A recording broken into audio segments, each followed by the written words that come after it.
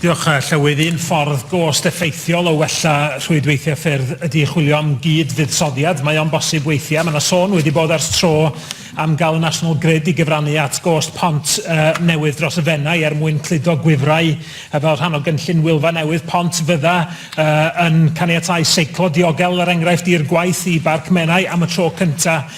Rwan bod y cynllun Wylfa newydd ar stop, ydy'r Prif Weinidog yn cytuno efo fi i bod hi'n bwysig peidio colli momentum efo cynllun y bont newydd, ac ydy o'n cytuno bod yna achos cryf iawn i barhau i chwilio am gyd-fuddsoddiad gan y grid drwy i cael nhw i roi y gwifra presennol dros y Fenai ar y bont newydd honno fel rhan o brosiect gwerth biliynau o bunna sy'n digwydd mewn rhannau eraill o Brydain i dynnu peilona lawr a claddu gwifra o dan ddeiar mewn ardaloedd o harddwch naturiol. A mi fydda hefyd yn ffordd o dynnu'r peilona sydd ar hyn o bryd yn rhedeg drwy ganol pentre Llanfair Pwll Gwyngyll.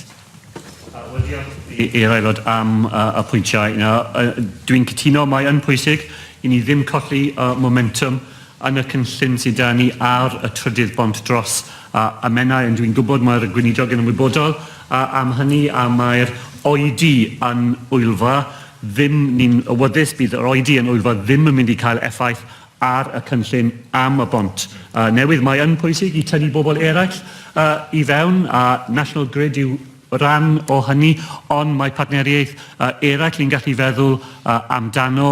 Dwi'n gwybod mae'r gweinidog wedi clywed beth mae'r aelod wedi dweud prynhawn yma, a ni yn gweithio'n galed i cario ymlaen gyda'r cynllun a roi fwy o manylion dy gilydd, a bydd i fod yn glir, dydyn ni ddim yn eisiau colli momentum mewn cynllun sy'n mor bwysig i bobl leol.